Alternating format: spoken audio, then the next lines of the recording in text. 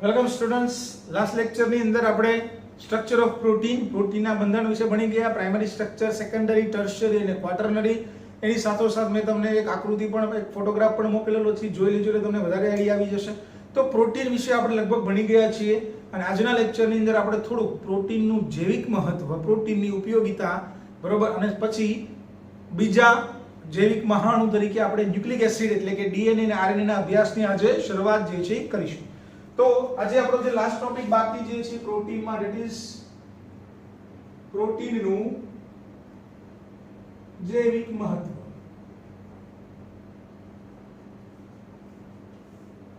પ્રોટીનની ઉપયોગિતા. તો આપણે બધાને ખબર છે કે ભાઈ કોષરસ સ્તરના બંધારણીય ઘટક તરીકે પ્રોટીન છે. પહેલી બાબત, કોષરસ સ્તરના બંધારણીય ઘટક તરીકે પ્રોટીન છે. આપણે ભણી ગયા બે પ્રકારના પ્રોટીન હોય, અંતર્ગત પ્રોટીન હોય કોષરસ સ્તરના બંધારણમાં, બહિર્ગત પ્રોટીન હોય, અને આ પ્રોટીન જે છે એ ચોક્કસ પ્રકારના અણુઓના વહન માટે જવાબદાર છે. મતલબ કોષરસ સ્તરના બંધારણીય ઘટક તરીકે પ્રોટીન જરૂરી છે. મોટા ભાગના ઉત્સેચકો, યાદ રાખવાનું છે, મોટા ભાગના ઉત્સેચકો, બધા નહીં, ખાસ યાદ રાખજો, બધા જ ઉત્સેચકો નહીં, મોટા ભાગના ઉત્સેચકો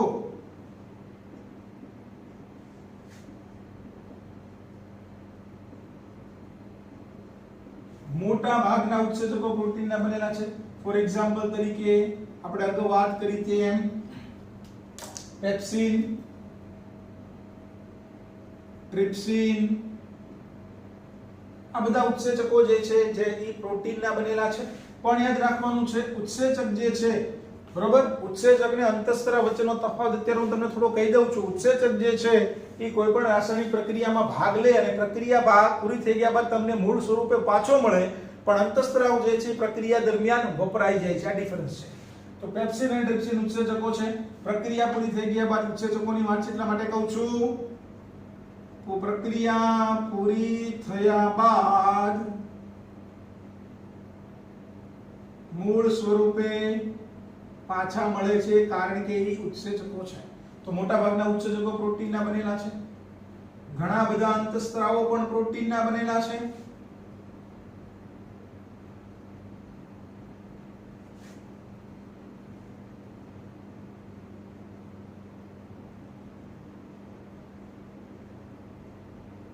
ઘણા બધા અંતઃસ્ત્રાવો પણ પ્રોટીનના બનેલા છે. ફોર એક્ઝામ્પલ તરીકે યાદ રાખજો અત્યારથી તો સારું, પિટ્યુટરી ગ્રંથિના અંતઃસ્ત્રાવો જેવા કે વૃદ્ધિ અંતઃસ્ત્રાવ, growth hormone, somatotropic hormone, prolactin hormone, adrenocorticotropic hormone, thyroid stimulating hormone, luteinizing hormone, follicle stimulating hormone, antidiuretic hormone, oxytocin, આ બધા અંતઃસ્ત્રાવો છે. કોના અંતઃસ્ત્રાવો છે? પિટ્યુટરી ગ્રંથિના અંતઃસ્ત્રાવો, જે અંતઃસ્ત્રાવ છે પણ બંધારણીય દ્રષ્ટિએ એમિનો એસિડ એટલે કે પ્રોટીનના બનેલા છે, મતલબ પ્રોટીન અંતઃસ્ત્રાવો છે. એ જ રીતે બીજી અંતઃસ્ત્રાવી ગ્રંથિ જેને તમે બધા ઓળખો છો, સ્વાદુપિંડ. સ્વાદુપિંડમાંથી નીકળતા બે અંતઃસ્ત્રાવો, ધેટ ઇઝ ઇન્સ્યુલિન અને ગ્લુકાગોન. ઇન્સ્યુલિન અને ગ્લુકાગોન એ બંને પણ પ્રોટીન અંતઃસ્ત્રાવો છે, પ્રોટીનના બનેલા, એમિનો એસિડના બનેલા અંતઃસ્ત્રાવો છે. પેરાથાઇરોઇડ ગ્રંથિ, પેરાથાઇરોઇડ ગ્રંથિમાંથી નીકળતો અંતઃસ્ત્રાવ પીટીએચ, પેરાથોર્મોન,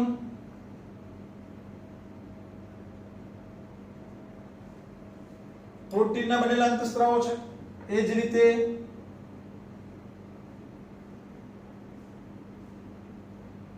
થાઇરોઇડ ગ્રંથિમાંથી નીકળતો અંતઃસ્ત્રાવ ટીસીટી, થાઇરોકેલ્સિટોનિન, બરોબર, એ પણ પ્રોટીનનો બનેલો અંતઃસ્ત્રાવ છે.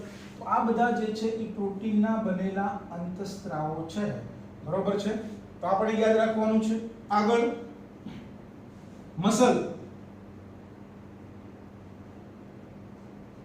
જ્યારે આપણે સ્નાયુની વાત કરશું, સ્નાયુની અંતસ્થ રચનાની વાત કરશું, ત્યારે સ્નાયુની અંદર બે પ્રકારના તંતુકોનો બનેલો છે સ્નાયુ.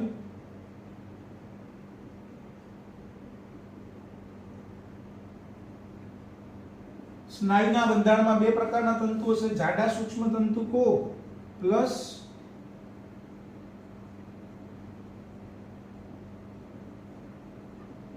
પાતળા સૂક્ષ્મ તંતુકો.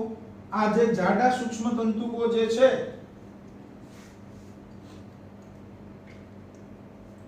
એ માયોસિન પ્રકારના પ્રોટીનના બનેલા છે અને પાતળા સૂક્ષ્મ તંતુકો જે છે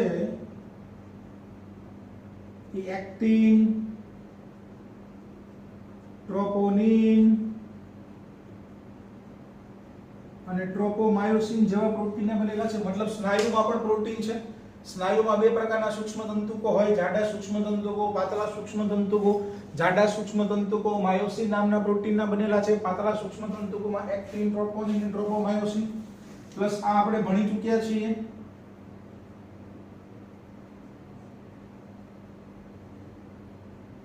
પક્ષમાં અને કશા.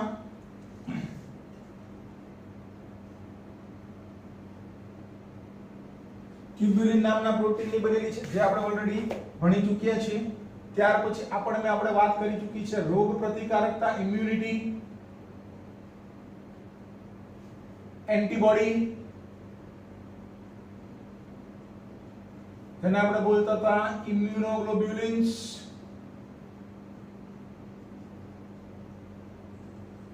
પાંચ પ્રકારની વાત હતી ને, આઈજી ગામડે, બરોબર છે. તો ઇમ્યુનોગ્લોબ્યુલિન્સ પણ શું છે? પ્રોટીન છે. ત્યાર પછી મેલેનિન નામનું પ્રોટીન, ત્વચાના રંગ માટે જવાબદાર.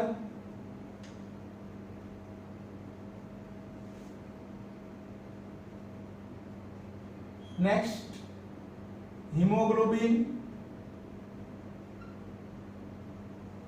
પ્રોટીન છે, બરોબર. શેની માટે જવાબદાર? તો કે શરીરની અંદર ઓક્સિજન અને કાર્બન ડાયોક્સાઇડ ના વહન માટે જવાબદાર પ્રોટીન છે. ક્લોરોફિલ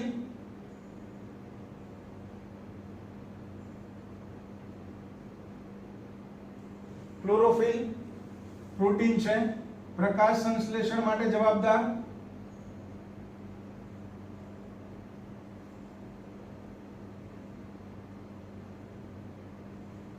તો આ બધા છે પ્રોટીનની મહત્વ છે કે ભાઈ મોટા ભાગની વસ્તુઓ જે છે હિમોગ્લોબિન પ્રોટીન છે, ક્લોરોફિલ કે જે પ્રકાશ સંશ્લેષણની પ્રક્રિયા માટે જવાબદાર છે એ પણ પ્રોટીન છે. પણ હવે એમસીક્યુ માટે એક વસ્તુ યાદ રાખવાની છે, હિમોગ્લોબિન અને ક્લોરોફિલ જે છે ને એ સંયુગ્મી પ્રોટીન છે. કેવા પ્રોટીન છે? સંયુગ્મી પ્રોટીન. સંયુગ્મી પ્રોટીન કોને કહેવાય? તો કે સંયુગ્મી પ્રોટીન એને કહીશું કે જે પ્રોટીનની અંદર પ્રોટીન ભાગની સાથે પ્રોટીન ભાગ પ્લસ બિન પ્રોટીન ભાગ પણ ધરાવે એને આપણે બોલશું સંયુગ્મી પ્રોટીન. એટલે પ્રોટીન તો છે પણ સાથોસાથ બિન પ્રોટીન ભાગ પણ હોય તો એને આપણે બોલશું સંયુગ્મી પ્રોટીન. અને એમસીક્યુ માટે યાદ રાખવાનું છે, આના એક્ઝામ્પલ કયા કયા છે? હિમોગ્લોબિન સંયુગ્મી પ્રોટીન છે અને હિમોગ્લોબિન ની અંદર બિન પ્રોટીન ભાગ તરીકે કોણ હોય? હિમ સમૂહ હોય. અને એ જ રીતે ક્લોરોફિલ એ પણ સંયુગ્મી પ્રોટીન છે અને ક્લોરોફિલ ની અંદર બિન પ્રોટીન ભાગ તરીકે કોણ હોય છે? તો કે Mg મેગ્નેશિયમ હોય છે. આ બંને બિન પ્રોટીન ભાગ છે, હિમ અને મેગ્નેશિયમ બિન પ્રોટીન ભાગ. એટલે હિમોગ્લોબિન ની અંદર ગ્લોબિન જે છે પ્રોટીન ભાગ છે, હિમ જે છે બિન પ્રોટીન ભાગ છે. એટલે કે હિમોગ્લોબિન અને ક્લોરોફિલ બંને સંયુગ્મી પ્રોટીન છે, કારણ કે હિમોગ્લોબિન ની અંદર પ્રોટીન ભાગ તો છે, સાથોસાથ બિન પ્રોટીન ભાગ તરીકે હિમ સમૂહ છે અને ક્લોરોફિલ ની અંદર બિન પ્રોટીન ભાગ તરીકે મેગ્નેશિયમ છે. તો મિત્રો આ સાથે આપણે પ્રોટીનની વાતને પૂર્ણ કરીએ છીએ. આ જે છે પ્રોટીનનું મહત્વ છે કે કોષરસના બંધારણીય ઘટક તરીકે પ્રોટીન છે. મોટા ભાગના ઉત્સેચકો પ્રોટીનના બનેલા છે. ઉત્સેચક પણ આપણે ચેપ્ટરમાં ભણવાનું જ છે. પેપ્સિન, ટ્રિપ્સિન પ્રક્રિયા પૂરી થઈ ગયા બાદ ઉત્સેચક મૂળ સ્વરૂપે તમને પાછો મળે. ઘણા બધા અંતઃસ્ત્રાવો પ્રોટીનના બનેલા છે. પિટ્યુટરી ગ્રંથિના અંતઃસ્ત્રાવો હોય, સ્વાદુપિંડના હોય, પેરાથાઇરોઇડ કે થાઇરોઇડના અંતઃસ્ત્રાવો જે છે એ પણ અંતઃસ્ત્રાવ છે પણ પ્રોટીનના બનેલા છે.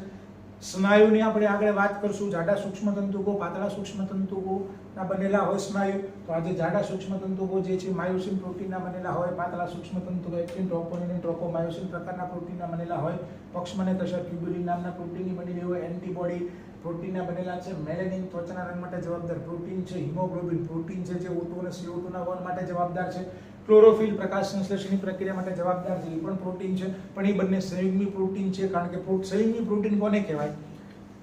જે પ્રોટીનની અંદર પ્રોટીન ભાગની સાથે બિન પ્રોટીન ભાગ પણ હોય તો એવા પ્રોટીન આપણે બોલશું સંયુગ્મી પ્રોટીન. તો હિમોગ્લોબિનમાં હિમ સમૂહ છે અને ક્લોરોફિલમાં મેગ્નેશિયમ જે છે એ બિન પ્રોટીન ભાગ તરીકે છે. તો આ સાથે આપણે પ્રોટીનની ચર્ચા અહીંયા પૂર્ણ કરી. તો 3 ભણી ગયા. કાર્બોહાઈડ્રેટ્સ ભણ્યા, લિપિડ ભણ્યા, પ્રોટીન ભણ્યા. અને આજે આપણે નવો જૈવિક અણુ જેની શરૂઆત કરવાની જે છે એ છે next nucleic acid. Very important, કારણ કે આની અંદર આપણે ભણવાનું છે ડીએનએ એન્ડ આરએનએ.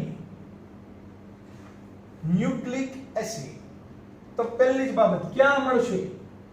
તો કે ઉપર, એટલે કે એસિડ અદ્રાવ્ય ઘટકોમાં.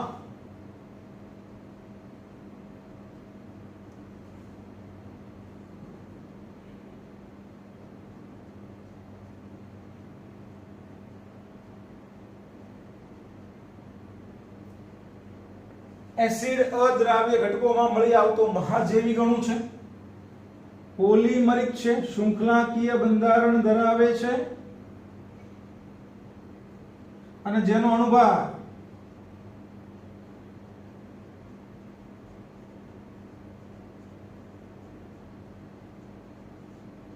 $10,000 ડાલ્ટન થી પણ વધુ છે.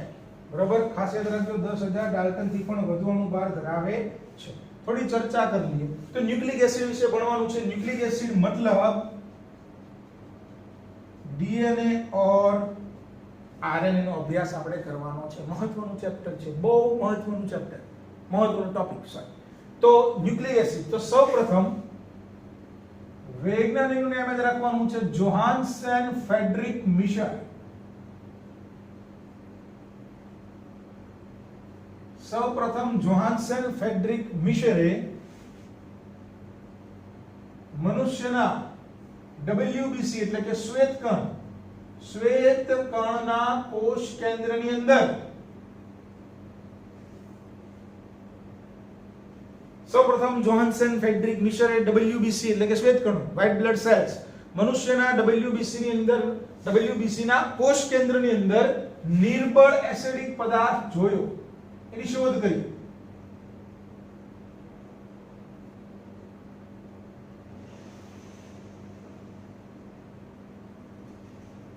અને આ નિર્બળ એસિડિક પદાર્થને જોહાન્સન ફ્રેડરિક મિશરે નામ આપ્યું ન્યુક્લિયેન.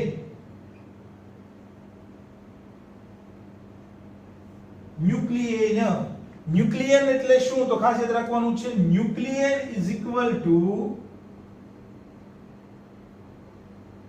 Nucleic acid plus protein. નિર્બળ એસિડિક પદાર્થની શોધ કરી અને નામ આપ્યું એને ન્યુક્લિયન. અને ન્યુક્લિયન બરાબર ન્યુક્લિક એસિડ પ્લસ પ્રોટીન. અને ન્યુક્લિક એસિડમાં આપણે કોણ આવી શકે? તો કે ડીએનએ અથવા આરએનએ. ડીએનએ અથવા તો આરએનએ ન્યુક્લિક એસિડ. આપણે કોષ વિભાજન વાળું ચેપ્ટર ભણી ગયા કે શરૂઆતની અંદર જ્યારે આ ડીએનએ અથવા તો આરએનએ કેવી ગોઠવણી ધરાવતી હોય?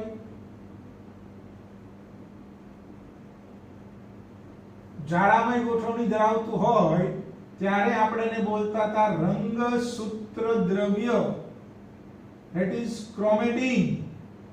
અને જ્યારે આગળ કોષ વિભાજન શરૂ થાય એટલે આ ધીમે ધીમે જાડું જે છે છૂટું પડે, રંગસૂત્રનું ઘનીકરણ થાય અને છૂટું પડ્યા બાદ આપણે એને બોલતા હતા રંગસૂત્ર. આ વિશે આપણે ભણી ગયા છે. એટલે યાદ રાખવાનું છે nuclein is equal two MC યાદ રાખવાનું છે ન્યુક્લિયન બરાબર nucleic acid plus protein.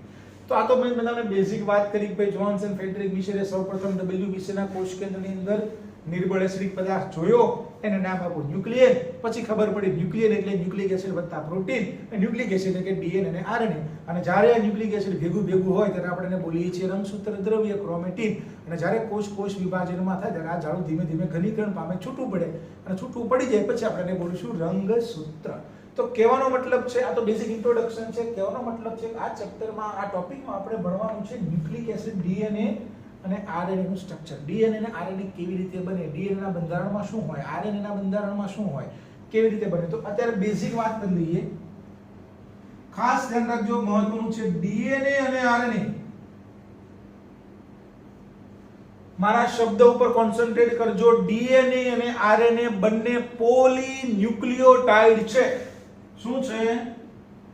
DNA અને RNA બંને પોલીન્યુક્લિયોટાઇડ છે. કેવા છે? પોલીન્યુક્લિયોટાઇડ. પોલીન્યુક્લિયોટાઇડ નો મતલબ ઘણા બધા ન્યુક્લિયોટાઇડ એકબીજા સાથે જોડાય ત્યારે શું બનાવશે? DNA અને RNA. ધેટ ઇઝ DNA અને RNA પોલીન્યુક્લિયોટાઇડ છે.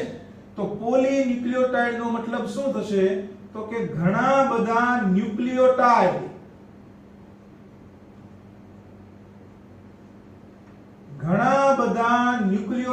જ્યારે એકબીજા સાથે જોડાશે ત્યારે DNA અને RNA બનાવશે. માટે DNA અને RNA ને આપણે શું બોલીએ છીએ? પોલીન્યુક્લિયોટાઇડ. ખબર પડે છે? DNA અને RNA બંને પોલીન્યુક્લિયોટાઇડ છે. પોલીન્યુક્લિયોટાઇડ નો મતલબ ઘણા બધા ન્યુક્લિયોટાઇડ. તો હવે પ્રશ્ન થાય, એક ન્યુક્લિયોટાઇડમાં શું હોય? ઘણા બધા ન્યુક્લિયોટાઇડ જોડાય તો DNA અને RNA બને. તો મતલબ DNA અને RNA માં ઘણા બધા ન્યુક્લિયોટાઇડ છે, એટલે કે પોલીન્યુક્લિયોટાઇડ છે. તો એક ન્યુક્લિયોટાઇડમાં શું હોય તો એની ચર્ચા કરીએ. તો ઘણા બધા ન્યુક્લિયોટાઇડ. તો આપણે આ વાત કરી લઈએ પહેલા એક ન્યુક્લિયોટાઇડ. તો ન્યુક્લિયોટાઇડમાં શું છે? તો કે nucleotide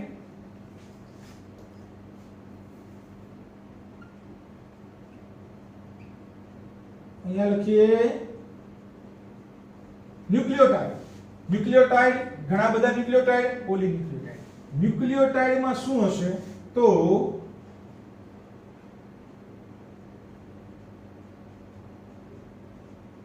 nucleoside plus phosphate.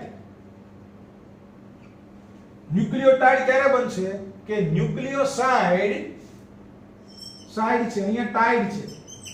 Nucleoside plus phosphate એટલે ન્યુક્લિયોટાઇડ. આગળ ન્યુક્લિયોસાઇડ. તો ન્યુક્લિયોસાઇડમાં કોણ કોણ? તો કે નાઇટ્રોજન બેઝ પ્લસ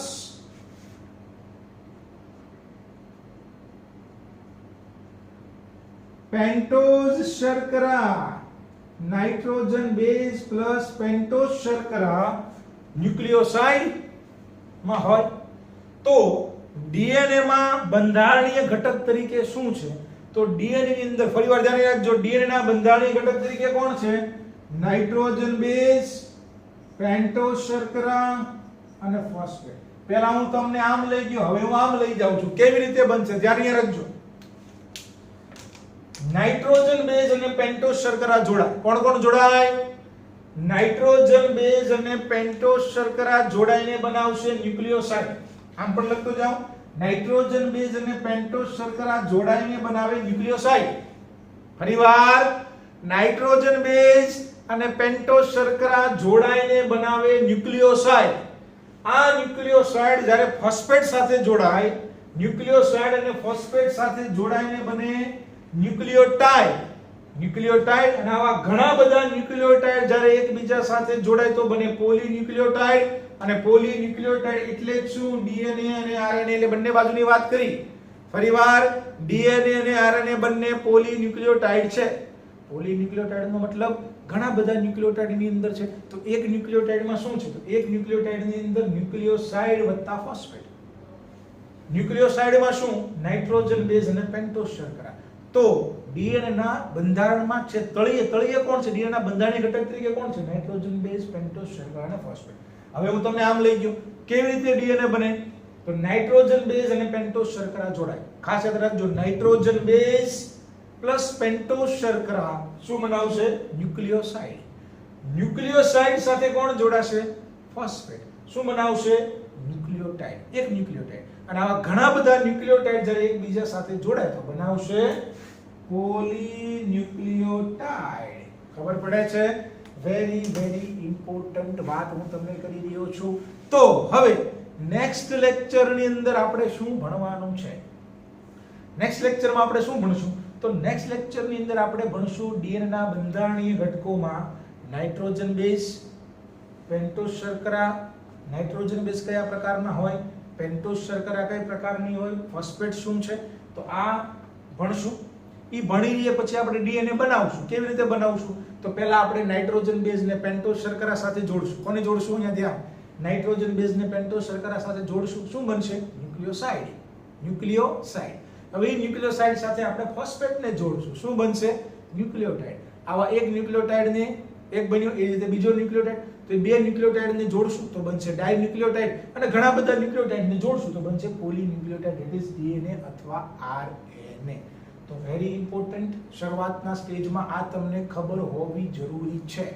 તો જ તમને આગળ જે ખબર જે છે પડશે. તો મિત્રો, આજના લેક્ચરની અંદર આપણે પ્રોટીનનું જૈવિક મહત્વ અને ડીએનએ ની બેઝિક શરૂઆત કરી. આ બહુ મહત્વનું છે. અને હવે નેક્સ્ટ લેક્ચરની અંદર આપણે ડીએનએ ના બંધારણીય ઘટકો વિશે ભણીશું. ત્યાં સુધી વિડીયોને લાઈક કરો, શેર કરો, ચેનલને સબસ્ક્રાઇબ કરો. મળીએ નેક્સ્ટ લેક્ચરની અંદર ડીએનએ ના બંધારણીય ઘટકોના અભ્યાસની સાથે.